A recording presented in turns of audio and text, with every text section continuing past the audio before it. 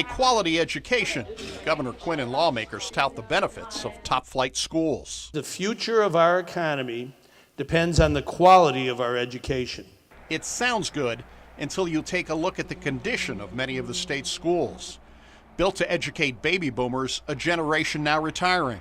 Schools that are rapidly falling apart. You know, we're not talking about building some Taj Mahal school system.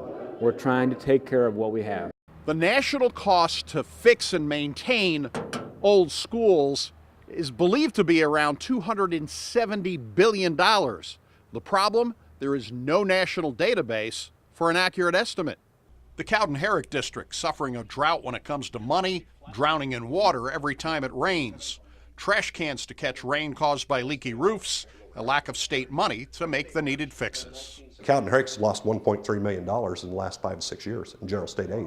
Opened in 1937, the grade school in Herrick has a roof leak that is so bad, water is funneled down a plastic tarp, where it collects in a recycling bin and then gets pumped into a PVC pipe that shoots the water out of a third-story window into the schoolyard below. You do what you have to do to keep a school functioning. That's what you're doing. In recent years, schools across Illinois have faced similar problems with no money and few options. As school populations dropped and maintenance costs went up, old relics like this school behind me were simply closed. Shelbyville's problems are not unique. 3 boilers to heat the high school built in 1949. Now only one of them works. All the piping underneath the building, the boilers, the unit ventilators in the classroom, all of that has to be taken out and replaced. Windows remain open on the coldest days since there is no way to control the heat. New heating would be about $3 million because there's not a single part of the system that's in place that we can reuse. $60,000 a year we waste on energy, you know, out with the bad boiler system here. And if you go to the other school districts, which I've been to, it's just as bad there in many places, if not worse. Cancer-causing asbestos adds to the problems.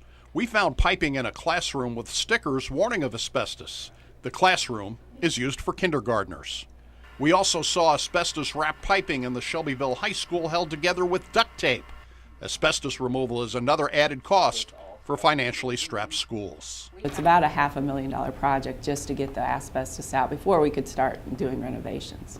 The heating system in Herrick also needs to have asbestos removed at a cost of nearly $40,000. As far as to correct all of the situations we're dealing with, whether it be tinting windows, roofs, parking lot, the track needs resurfaced, we're looking at every bit of $250,000.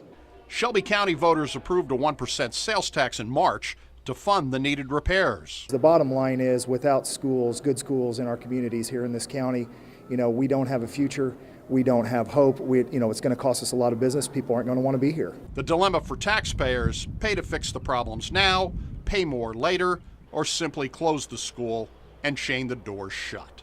For the I-Team, Doug Wolfe, WAND News.